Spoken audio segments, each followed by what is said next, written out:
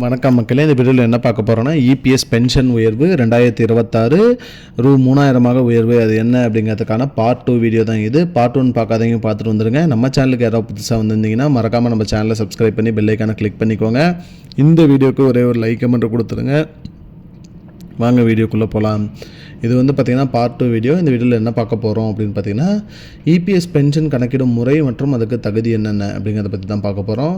Pension கணக்கிடும் பார்த்திங்கன்னா முறை எப்படி கணக்கிடுறாங்க அப்படின்னு பார்த்தீங்கன்னா கடைசி 60 மாத சராசரி சம்பளம் மற்றும் பணி ஆண்டுகள், எத்தனை வருஷம் பணியாண்டுகள் வகுத்தல் 70 ஆகும் அப்படிங்கிற மாதிரி சொல்லியிருக்காங்க. அதாவது நீங்கள் கடைசியாக 60 மாத சராசரி சம்பளமும் பணியாண்டுகள் எத்தனை பணியாண்டுகள் ரெண்டையும் பெருக்கி அதை 70ஆல் வகுத்தா உங்களுக்கு அதுதான் உங்களோட பென்ஷன் தொகை அப்படிங்கிற மாதிரி சொல்லியிருக்காங்க. 20 ஆண்டுகளுக்கு மேலே பணியாற்றியவர்களுக்கு கூடுதலாக 2 ஆண்டுகள் போனஸ் சர்வீஸ் சேர்க்கப்படும் அப்படிங்கிற மாதிரி சொல்லியிருக்காங்க. தற்போதைய வேஜ் சீலிங் 15,000 உள்ளது. இதன் அடிப்படையில் தான் பென்ஷன் கணக்கிடப்படுகிறது அப்படிங்கிற மாதிரி சொல்லியிருக்காங்க.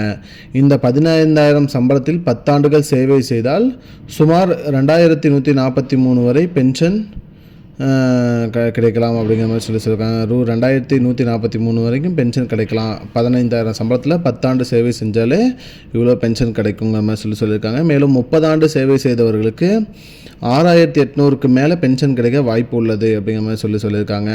2014க்கு பிறகு ரூ. 15,000 கடந்த அடிப்படை சம்பளத்துடன் புதிய வேலைக்கு சேர்ந்தவர்களுக்கு இபிஎஸ் சேர்க்கையில் சில கட்டுப்பாடுகள் உள்ளன அப்படிங்கிற மாதிரி சொல்லியிருக்காங்க. 2014க்கு பிறகு புதுசாக வேலைக்கு சேர்ந்தவங்களுக்கு நிறைய கட்டுப்பாடுகள் விதிக்கப்பட்டிருக்குன்னு சொல்லியிருக்காங்க. மேலும் பார்ட் 3ல் 1,500 முதல் 3,000 வரை உயர்த்தினால் யார் யாருக்கு பயன்கிறத பார்க்கலாம். இதுதான் மக்களை இப்போதைக்கு முக்கியமான பயனுள்ள தகவல். இது போன்ற தகவலை தெரிஞ்சுக்கொள்ள நம்முடைய சேனலை மறக்காமல் சப்ஸ்கிரைப் பண்ணி இந்த வீடியோ உங்கள் ஃப்ரெண்ட்ஸ் அனைவருக்கும் ஷேர் பண்ணிடுங்க. நன்றி.